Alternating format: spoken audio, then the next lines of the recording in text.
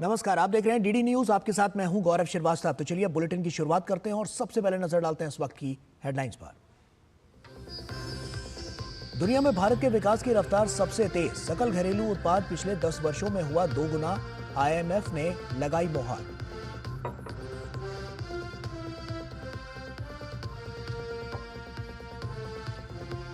Belgium में spot किया गया भगौड़ा हीरा कारोबारी मेहुल चोकसी। भारत सरकार ने की प्रत्यर्पण की मांग। चोकसी पर 13,500 करोड़ रुपए के बैंक घोटाले का है आरोप।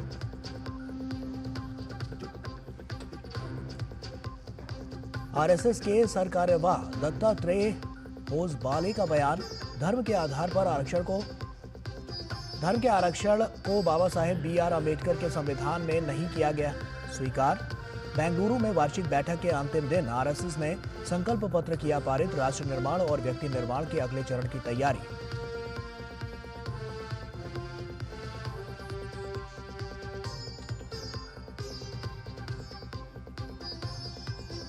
शहीद दिवस के मौके पर मां भारती के वीर सपूतों भगत सिंह, राजगुरु और सुखदेव को कृतज्ञ राष्ट्र कर रहा है नमन। प्रधानमंत्री नरेंद्र मोदी ने कहा, शहीद वीरों का निडर प्रयास हम सभी को करते हैं प्रेरित।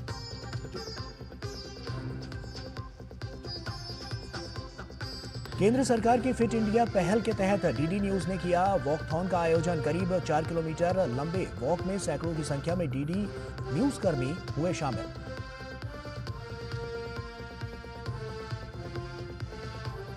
और इंडियन प्रीमियर लीग में आज 2 मैच होंगे। पहले मुकाबले में हैदराबाद में सनराइजर्स हैदराबाद का सामना राजस्थान रॉयल्स से होगा, जबकि चेन्नई में चेन्नई सुपर किंग्स और मुंबई इंडियंस के बीच होगी भिड़ंत।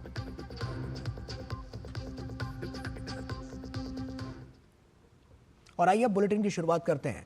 भारत ने बीते 1 दशक में अपनी अर्थव्यवस्था को दोगुना कर दुनिया को चौंका दिया है। देश की मजबूत आर्थिक नीतियों और संरचनात्मक सुधारों के चलते जीडीपी में जबरदस्त वृद्धि देखने को मिली है। भारत अब अमेरिका, चीन, जर्मनी और जापान के बाद दुनिया में 5वां सबसे बड़ा देश बन गया है। ये 105% की वृद्धि दर को दर्शाता है, जो अमेरिका 66% और चीन 76% जैसे वैश्विक दिग्गजों से भी तेज है। भारत की जीडीपी 2015 में $2.1 ट्रिलियन थी, जो 2025 तक बढ़कर $4.3 ट्रिलियन हो गई है। साथ ही कहा है कि ये तेजी भारत को इस साल जापान से तो वहीं 2027 तक जर्मनी से आगे ले जाएगी। विशेषज्ञों के मुताबिक इस शानदार वृद्धि के लिए make in India, digital India और उत्पादन से जुड़ी प्रोत्साहन PLI योजनाओं ने निवेशकों का भरोसा बढ़ाया है। साथ ही मजबूत स्टार्टअप इकोसिस्टम और IT सेक्टर की निरंतर प्रगति ने आर्थिक विकास को गति दी है। भारत की तेजी से बढ़ती अर्थव्यवस्था वैश्विक मंच पर इसकी स्थिति को मजबूत कर रही है।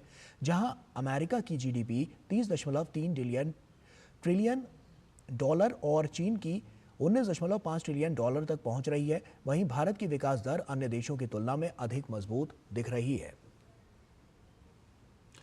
भगोड़े हीरा कारोबारी मेहुल चोकसी को बेल्जियम में स्पॉट किया गया है। बेल्जियम में होने की पुष्टि के बाद भारत ने बेल्जियम से मेहुल चोकसी के प्रत्यर्पण की मांग की है। भगौड़ा कारोबारी मेहुल चोकसी और उसके भतीजे नीरव मोदी पर पंजाब नेशनल बैंक से 13,500 करोड़ रुपए के धोखाधड़ी का आरोप है। भारत सरकार ने अब बेल्जियम से मेहुल चोकसी के प्रत्यर्पण की मांग की है। F रेजिडेंसी कार्ड मिलने के बाद वो अपनी पत्नी प्रीति चोकसी के साथ बेल्जियम के एंटवर्प में रह रहा है। वहीं लेकिन इलाज का हवाला देकर अब वो स्विट्जरलैंड जाने की प्लानिंग कर रहा है। बता दें कि दिसंबर 2024 में मुंबई की एक विशेष अदालत ने प्रवर्तन निदेशालय की ओर से 2018 से जब्त की गई चोकसी की संपत्तियों की बिक्री की अनुमति दी थी। इन संपत्तियों की कुल कीमत 2,565.9 करोड़ रुपए है, जो पंजाब नेशनल बैंक और ICICI बैंक के समर्थन से अदालत के आदेश पर जब्त की गई थी। इन संपत्तियों की बिक्री शुरू हो चुकी है, जिसमें 125 करोड़ रुपए से अधिक मूल्य की संपत्तियां मुंबई में फ्लैट्स, अंधेरी में 2 कारखाने गीतांजलि जेम्स लिमिटेड के लिक्विडेटर को सौंप दी गई है। चोकसी के खिलाफ आरोपों में आपराधिक साजिश, विश्वासघात, धोखाधड़ी, संपत्ति की लेन देन में धोखाधड़ी, भ्रष्टाचार और मनी लॉन्ड्रिंग शामिल है। वहीं नीरव मोदी इस समय लंदन की जेल में बंद है और भारत को प्रत्यर्पित करने के खिलाफ अदालत में मुकदमा दायर किया है। उधर बिहार से क्राइम की एक और बड़ी घटना सामने आई है। राजधानी पटना में एशिया हॉस्पिटल की डायरेक्टर की गोली मारकर हत्या कर दी गई है। जानकारी के मुताबिक पटना के अगम कुआं थाना क्षेत्र के धनकी मोड़ के समीप एशिया हॉस्पिटल के संचालिका की ताबड़तोड़ गोली मारकर हत्या कर दी गई। पुलिस ने घटनास्थल से कारतूस के 5 खोखे भी बरामद किए हैं। घटनास्थल पर एसपी सिटी समेत अगम कुआं थाने की पुलिस जांच के लिए पहुंची है। जानकारी के मुताबिक शाम करीब 6 बजे अस्पताल में मरीजों का इलाज चल रहा था। इसी दौरान कुछ अपराधी एशिया हॉस्पिटल पहुंचे और डायरेक्टर सुरभि राज के चैम्बर में घुसकर ताबड़तोड़ 6 से 7 गोलियां चला दी। गंभीर हालत में उन्हें पटना एम्स ले जाया गया, जहां डॉक्टरों ने उन्हें मृत घोषित कर दिया। आगमकुआं थाना अंतर्गत एक एशिया हॉस्पिटल है, उसमें डायरेक्टर सुरभि राज 35 वर्ष हस्बैंड रोशन, उनको हत्या बारे में बात सामने आ रही है। गोली मार के उनका एम्स हॉस्पिटल में पोस्टमार्टम के लिए भेजा गया है। इसमें फॉरेंसिक टीम और डॉग स्क्वाड के द्वारा भी जांच किया गया। पुलिस तुरंत पहुंच के एविडेंस कलेक्ट करके अभी जांच चल रही है। और केरल की 89 वर्षीय वरिष्ठ भाजपा नेता अहिल्या शंकर का कोझिकोड में निधन हो गया है। अहिल्या शंकर केरल की एक महिला महासचिव थी, जिन्होंने 1980 में मुंबई में आयोजित भाजपा गठन सम्मेलन में भाग लिया था और दूसरी महिला भाजपा राज्य समिति में शामिल हुई थी। उन्होंने महिला मोर्चा के प्रदेश अध्यक्ष और प्रदेश महासचिव के पद पर कार्यभार संभाला। साथ ही भाजपा राज्य समिति और राष्ट्रीय कार्यकारिणी समिति के सदस्यों के पदों पर भी रही हैं। वो कई निगमों में भाजपा की उम्मीदवार थी। वे 1982 और 1987 में बेपोर से और 1996 में कोयलांडी से विधानसभा चुनाव लड़ी। वहीं 1989 और 1991 में मंजेरी से और 1997 में पोन्नानी से लोकसभा चुनाव लड़ी। राष्ट्रीय स्वयंसेवक संघ की 3 दिन की अखिल भारतीय प्रतिनिधि सभा के अंतिम दिन संघ के सरकार्यवाह दत्तात्रेय होसबाले ने प्रेस कॉन्फ्रेंस की और इस दौरान दत्तात्रेय होसबाले ने कहा कि धर्म के आधार पर आरक्षण को बाबा साहेब BR अम्बेडकर के संविधान में भी स्वीकार नहीं किया। Religion based reservation is not possible. Backward class within that religion, it is there. Karnataka में है, महाराष्ट्र में बहुत जगह पर है. Backward communities within it. See, that is why religion based reservation is not accepted in the constitution authored by Dr. Baba Saheb Ambedkar. Anybody who thinks of this, they are going against the wishes of the founding fathers of the constitution. और संघ के सरकार्यवाह दत्तात्रेय होसबाले ने बताया कि संघ ने पिछले 3 सालों में विकास के सभी क्षेत्रों में काम किया है। आने वाली विजयदशमी को संघ के 100 साल पूरे हो जाएंगे।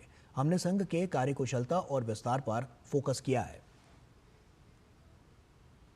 Our aim is to reach every mandal or a basti. This has been our target, and next 6 months we are expecting to achieve this before the next Vijayadashmi, which is our target. This year has served as the preparatory year for us. Preparatory year in the sense, one is expansion of the organizational activities, consolidation, improving the quality of the work, and also reaching out to various segments and preparing for the centenary year to expand and emphasize the activities that we have already been taking up, but giving a special focus on the same. प्रतिनिधि सभा में संगठनात्मक कार्यों का विश्लेषण, विकास, प्रभाव और समाज परिवर्तन की चर्चा की गई और उन्होंने कहा कि संघ ने गत 100 वर्षों में कार्य के विस्तार और सुदृढ़ीकरण पर ध्यान केंद्रित किया है। The 100th year definitely provides us an occasion, an opportunity to, number one, to introspect. Number two, to place our acknowledgement to the society at large. This is an occasion for us to rededicate ourselves to the cause of nation. Instead of calling it a celebration of 100th year, we shall take a resolve to do our work more meticulously, more qualitatively. We are part and parcel of this society. We are not away from this society. भारतीय सेना ने उरी में लापता हुए 2 युवकों के शवों को पाकिस्तान के कब्जे वाले जम्मू कश्मीर से वापस लाने में अहम भूमिका निभाई है। दरअसल 5 मार्च को बसग्रान और कुंडी बरजाला से युवक और युवती झेलम नदी में डूब गए। 20 मार्च को चुनौतीपूर्ण परिस्थितियों में भारतीय सेना के निरंतर प्रयासों के परिणाम स्वरूप झेलम नदी में मृतक पुरुष का शव देखा गया। बचाव दल ने शवों को निकालने का प्रयास किया। हालांकि पानी की तेज धाराओं के कारण शव नियंत्रण रेखा के पार पाकिस्तान के कब्जे वाले जम्मू और कश्मीर के चकोठी सेक्टर की ओर बह गया। दोनों लापता युवक युवती के शवों को पाकिस्तानी अधिकारियों ने शनिवार को उरी सेक्टर के कमान अमन सेतु पर औपचारिक रूप से भारतीय सेना को सौंप दिया। हस्तांतरण के बाद शवों के अंतिम संस्कार के लिए उनके संबंधित परिवारों को लौटा दिया गया। सुशांत सिंह राजपूत के केस में भाजपा ने महाराष्ट्र की पूर्ववर्ती उद्धव सरकार पर हमला बोला है। भाजपा प्रवक्ता राम कदम ने कहा है कि उद्धव सरकार आरोपी को बचाने की कोशिश कर रही थी, इसीलिए सरकार ने जानबूझकर सबूत मिटाने के बाद मामला सीबीआई को सौंपा। साथ ही कहा कि अगर समय रहते केस सीबीआई को सौंपा जाता तो सुशांत के परिवार को न्याय मिल सकता था। सुशांत सिंह राजपूत का केस जब सारा देश मांग कर रहा था कि वो केस सीबीआई को सौंपी जाए, उद्धव ठाकरे सरकार ने जानबूझ करके कोताही की। बिहार की पुलिस जब मुंबई जांच करने आई, उनको तक रोका गया। क्या कारण था? उद्धव ठाकरे सरकार को अपने लोगों को बचाने के लिए सारे सबूत मिटाए गए। इन सारे मामलों के पीछे उद्धव ठाकरे सरकार और उनके करीबी लोगों को बचाने का उनका दुस्साहस, यह मूल कारण है।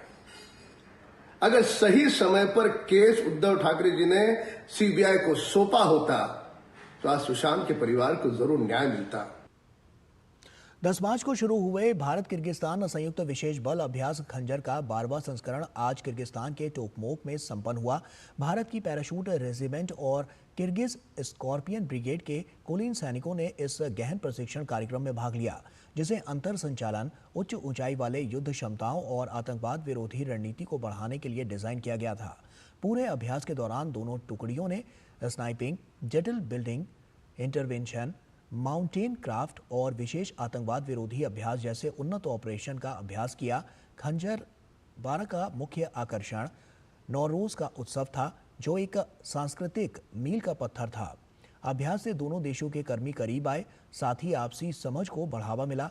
औपचारिक समापन समारोह के दौरान 2 भारतीय कर्मियों को उनके अनुकरणीय प्रदर्शन के लिए किर्गिज रक्षा मंत्रालय द्वारा पदक से सम्मानित किया गया, जबकि 2 अन्य को उनके पेशेवर मानकों की मान्यता में प्रशंसा प्रमाण पत्र प्राप्त हुए। खंजर 12 का सफल समापन भारत और किर्गिस्तान दोनों की अपनी रक्षा साझेदारी को मजबूत करने और क्षेत्र में शांति, स्थिरता और सुरक्षा को बढ़ावा देने की प्रतिबद्धता की पुष्टि करता है। और वक्त यहां पर एक छोटे से ब्रेक का है, जल्द हाजिर होते हैं।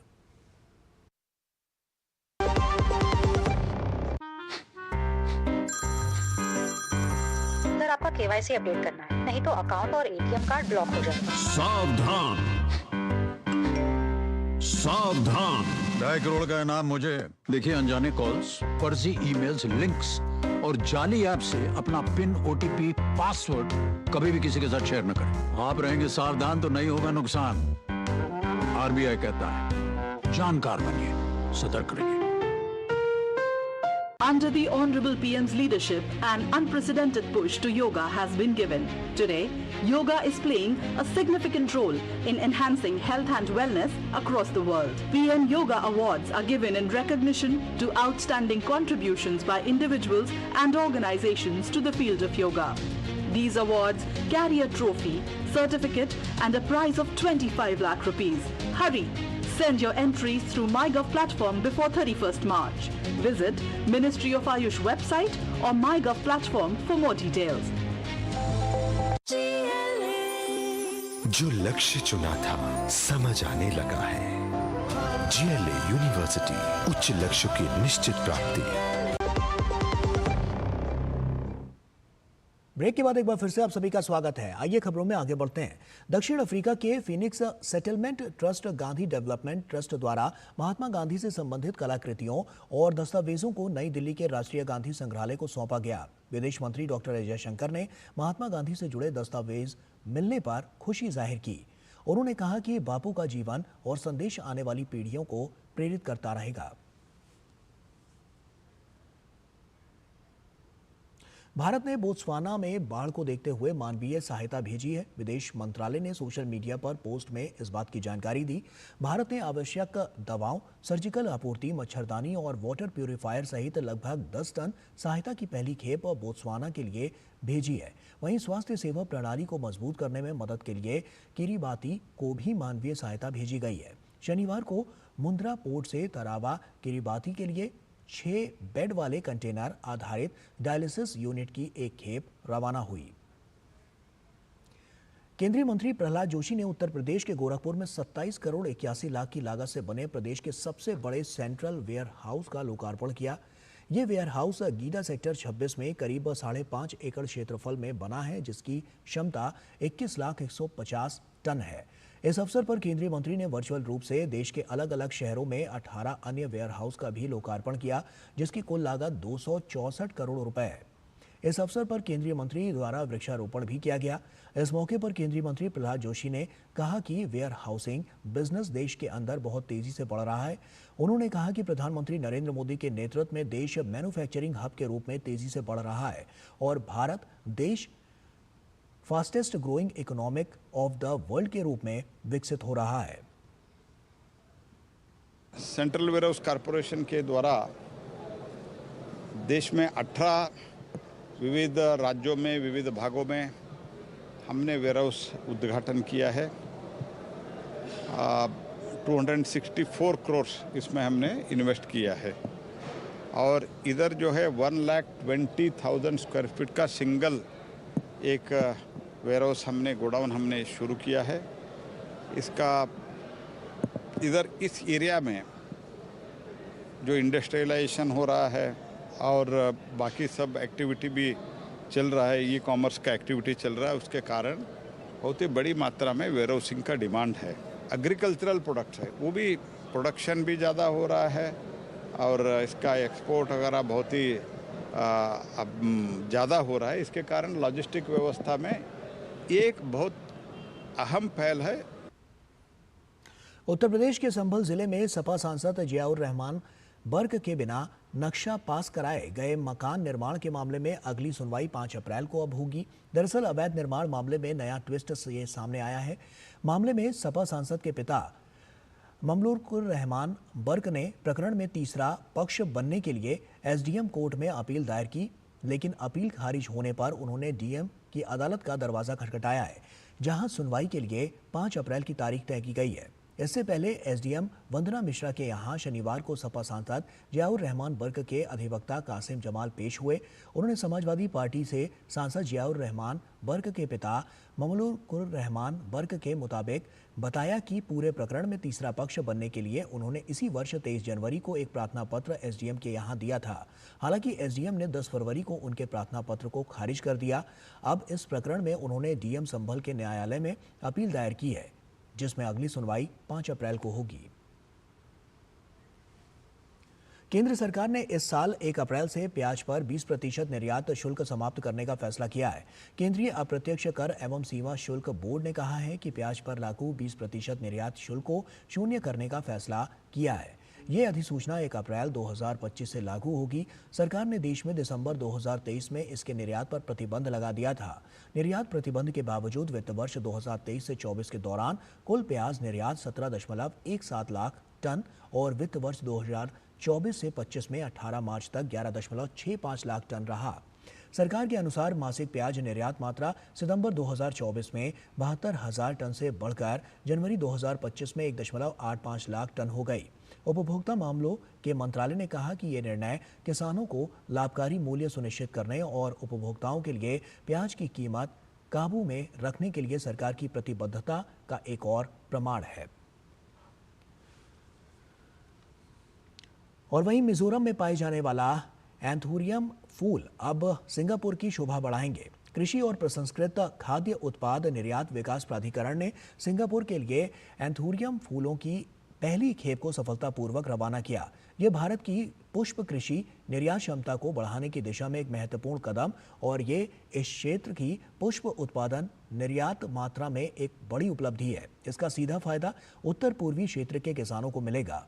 इस विशेष फूल के निर्यात से वे भरपूर आर्थिक लाभ उठा पाएंगे। केंद्रीय मंत्री पीयूष गोयल ने इसे लेकर प्रसन्नता जाहिर करते हुए सोशल मीडिया हैंडल एक्स पर वीडियो साझा किया। केंद्रीय खेल मंत्री मनसुख मांडविया ने उत्तर प्रदेश के लखनऊ में भारतीय खेल प्राधिकरण द्वारा आयोजित फिट इंडिया संडे मूवमेंट में शामिल हुए। उनके साथ उत्तर प्रदेश के मंत्री गिरीश चंद्र यादव भी मौजूद रहे। इस मौके पर मनसुख मांडविया ने साइकिल को प्रदूषण का एक समाधान बताया। साथ ही कहा कि ये फिट रहने का मंत्र भी है।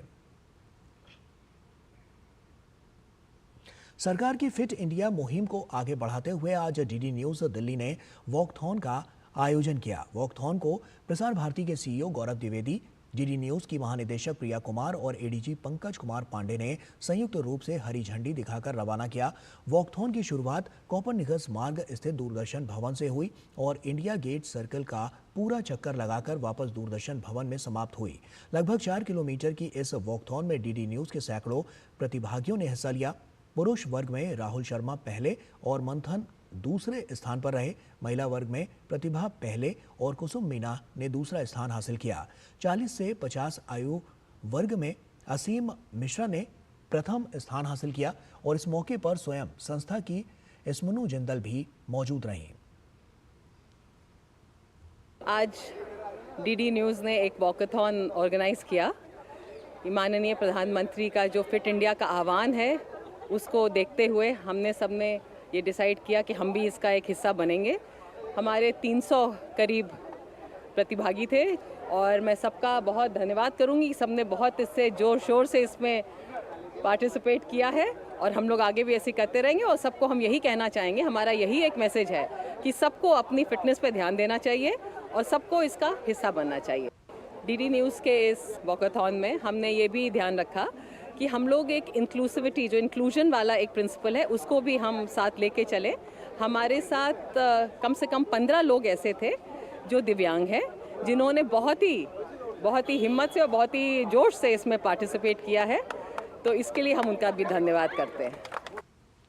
इंडियन प्रीमियर लीग में आज डबल हेडर यानी एक दिन में 2 मैच खेले जाएंगे। दिन के पहले मुकाबले में दोपहर 3:30 बजे से सनराइजर्स हैदराबाद का सामना हैदराबाद में राजस्थान रॉयल्स से होगा। दिन का दूसरा मुकाबला चेन्नई सुपर किंग्स और मुंबई इंडियंस के बीच होगा। मैच चेन्नई के MA चिदम्बरम चेपॉक स्टेडियम में शाम 7:30 बजे से शुरू होगा। चेन्नई सुपर किंग्स और मुंबई इंडियंस दोनों टीमें 5-5 टाइटल जीतकर लीग की सबसे सफल टीमें हैं। मुंबई ने फाइनल में 3 बार चेन्नई सुपर किंग्स को हराया है। वहीं चेन्नई सुपर किंग्स ने 2010 में अपना पहला खिताब मुंबई को ही हराकर जीता था। पैरा तीरंदाज राकेश कुमार का मानना है कि खेलो इंडिया पैरा गेम्स ने देश में पैरा खिलाड़ियों की प्रतिभा को एक नया विस्तार दिया है। उनके मुताबिक आज जिस तरह से एक्सपोजर खिलाड़ियों को विभिन्न माध्यमों के जरिए मिल रहा है, उससे खेल और खिलाड़ी दोनों का विकास हो रहा है। इस वक्त हमारे साथ पैरा तीरंदाज राकेश कुमार हैं, जो कि खेलो इंडिया पैरा गेम्स में भाग ले रहे हैं। आइए उनसे बात करते हैं और जानते हैं कि वो किस तरह से देखते हैं इस मंच को। राकेश, खेलो इंडिया पैरा गेम्स का ये दूसरा संस्करण है, कैसे देखते हैं, कितनी चीज़ें बदली हैं और कितना इस मंच की आज के समय में इम्पोर्टेंस है? मुझे लगता है कि ये एक पैरा खिलाड़ियों के लिए काफ़ी बड़ी उपलब्धि मैं कहूँगा, क्योंकि जैसे हम लोग पैरा आर्चरी से हैं तो ज़्यादातर हमें नेशनल्स में डोमेस्टिक टूर्नामेंट खेलने को नहीं मिलते हैं।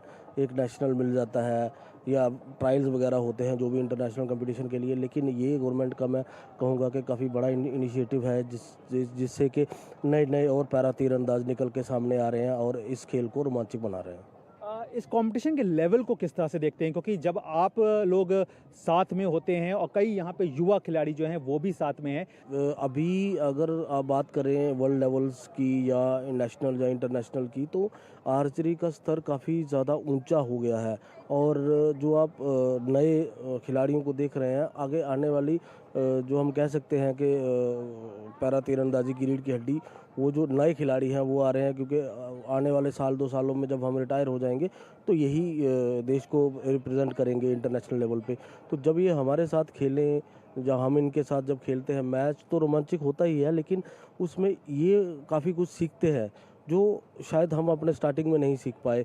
राकेश कुमार का अब अगला टारगेट क्या रहने वाला है? देखिए सर, मैं काफ़ी सारे इंटरव्यू पे बोलता हूँ, मेरा अगला टारगेट जो है, मैं कभी ज़्यादा लंबा नहीं सोचता, मैं हमेशा एक स्टेप आगे की सोचता हूँ। अभी मैं खेलो इंडिया में आया हूँ तो मेरा दिमाग में सिर्फ खेलो इंडिया ही चल रहा है। जैसे ही कल इससे मैं निकल जाऊँगा, मैं पदक आएगा नहीं आएगा वो तो बात की बात है, वो तो हमारी प्रैक्टिस पे है कि हमने कितना प्रैक्टिस किया। लेकिन अभी आने वाला जो मैं समझता हूँ कि एक वर्ल्ड रैंकिंग टूर्नामेंट जो इटली में होगा, मई में होगा, मेरा फोकस इससे हटके उस पे रहेगा। ये जो मंच होते हैं ये कहीं ना कहीं खिलाड़ियों को विकसित करने में अपनी अहम भूमिका निभाते हैं और इसी मंच के बल पर आगे की जो तस्वीर होती है, खासतौर से पैरा ओलंपिक की और पैरा एशियन गेम्स को लेकर के, वो यहीं से बननी तैयार होती है। कैमरामैन अनिकेत दुबे के साथ मैं गौरव कुमार, डीडी न्यूज़, दिल्ली। और वहीं इजराइल को निशाना बनाकर दागे गए रॉकेट के जवाब में इजराइल ने लेबनान पर हमला किया। इजराइल ने शनिवार को लेबनान पर हवाई हमले किए जो युद्ध विराम के बाद सबसे तेज हमले थे। ये हमले इजराइल को निशाना बनाकर लेबनानी रॉकेट दागे जाने के जवाब में किए गए। लेबनान के स्वास्थ्य मंत्रालय के हवाले से बताया गया कि बॉर्डर के पास दक्षिण में इजरायली हवाई हमलों में 2 लोग मारे गए और 8 घायल हो गए। वहीं हिजबुल्लाह ने शनिवार के हमलों की जिम्मेदारी से इनकार करते हुए कहा कि रॉकेट लॉन्च से उनका कोई संबंध नहीं है। दिसंबर के बाद से ये दूसरी बार है जब लेबनान से इजराइल पर रॉकेट दागे गए, जिससे सीज फायर को लेकर चिंताएं बढ़ गई हैं। इजराइल के प्रधानमंत्री कार्यालय ने कहा है कि सेना को लेबनान में दर्जनों ठिकानों के विरुद्ध सख्ती से कार्रवाई करने का निर्देश दिया गया है। अमेरिकी राष्ट्रपति डोनाल्ड ट्रंप ने अपने प्रशासन के खिलाफ मुकदमे दायर करने वाले और आव्रजन पहल को रोकने वाले वकीलों और कानूनी फर्मों के खिलाफ कानूनी कार्रवाई की तैयारी कर ली है। ट्रंप ने अटॉर्नी जनरल पाम बॉन्डी को ऐसे वकीलों और कानूनी फर्मों की समीक्षा करने का आदेश दिया है। ट्रंप ने एक आदेश में उनका विरोध करने वाले वकीलों के खिलाफ शिकायतों पर विचार किया। साथ ही ऐसे वकीलों और फर्मों की सुरक्षा, मंजूरी और सरकारी अनुबंधों को रद्द करने की तैयारी की है। इसके बाद कानून और न्याय विभाग पर ट्रंप का शिकंजा कसता जा रहा है। मीडिया रिपोर्ट्स के मुताबिक राष्ट्रपति ट्रंप ने अटॉर्नी जनरल पाम बॉन्डी को पिछले 8 साल में सरकार के खिलाफ मुकदमेबाजी शामिल रहे वकीलों और कानूनी फर्मों की समीक्षा करने के आदेश दिए गए हैं। इसमें ऐसे वकीलों और फर्मों की ओर ध्यान केंद्रित करने के लिए कहा गया है जिन्होंने आव्रजन के खिलाफ कदम उठाए हों, क्योंकि ट्रंप प्रशासन का मानना है कि उन्होंने अनुचित तरीके से काम किया है। तुर्की में विपक्षी नेता एकरम इमामोग्लू की गिरफ्तारी के विरोध में प्रदर्शन हो रहे हैं। इस्तांबुल से शुरू हुआ प्रदर्शन देश के 50 से ज्यादा प्रांतों में फैल गया है। भ्रष्टाचार और आतंकवाद के आरोप में गिरफ्तार एकरम इमामोग्लू ने अदालत में सुनवाई के दौरान अपने ऊपर लगे सभी आरोपों का खंडन किया है। एकरम इमामोग्लू तुर्की के सबसे बड़े शहर इस्तांबुल के मेयर भी हैं और काफ़ी लोकप्रिय नेता भी माने जाते हैं। इमामोग्लू के समर्थक का आरोप है कि ये गिरफ्तारी राजनीतिक मंशाओं से प्रेरित है। वहीं सरकार एक राजनीतिक प्रतिद्वंदी को रास्ते से हटाने की कोशिश कर रही है। और इसी के साथ फिलहाल इस बुलेटिन में इतना ही। दीजिए इजाजत, नमस्कार।